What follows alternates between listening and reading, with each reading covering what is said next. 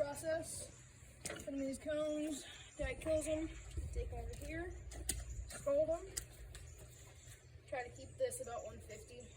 Get a nice good scald on them. Just keep them dipped under and get the legs as much as you can, and then just pull them up. Once the feathers are loosely attached, you can easily pull them off.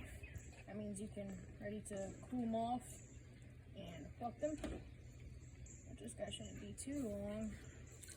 So what are you doing right there? You're testing? Yeah, I'm testing. I'm just pulling on these wing feathers. Okay. See, it's not coming out. Okay, so you just dip it back in. It doesn't take too long normally, if you have it about 150, it won't take too long.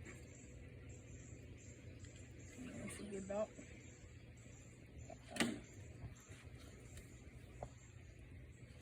You don't want to over scald them though. See how that loosely came out, so that's right. Okay. So just dump in here, get them a little cooled off. Now it's cooled off. The plucker. Hose is just to spray down the sides from all the feathers so they don't pile up.